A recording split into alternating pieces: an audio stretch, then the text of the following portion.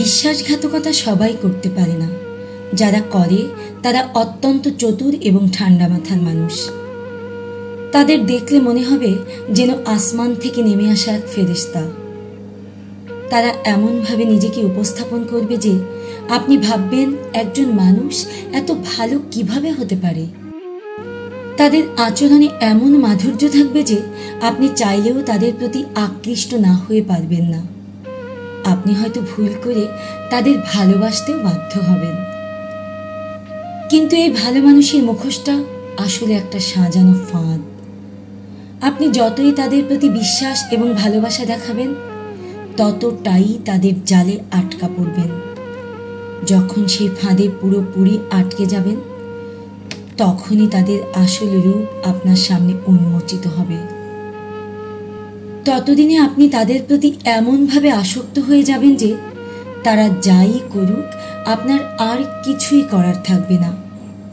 তারা আপনাকে জীবনের খেলায় ফুটবলের মতো ব্যবহার করবে, আর তারা হবে সেই খেলার পাকা খেলোয়াড়। আপনি একসময় টের পাবেন এই খেলায় আপনি একমাত্র বল নন, আরো অনেক বল রয়েছে তাদের খেলার জন্য। একটা সময়ে তাদের অবহেলার বিষে আপনার মন বিষণ্ণ হয়ে পড়বে। ভেতরে ভেতরে আপনি পুড়তে থাকবেন অদৃশ্য এক আগুনে।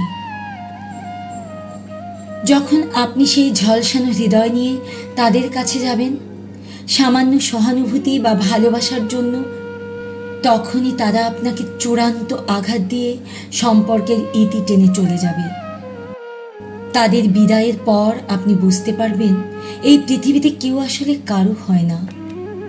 সবাই স্বার্থের জন্য কাছে আসে, স্বার্থ ফুরিয়ে গেলে তারা চলে যায়।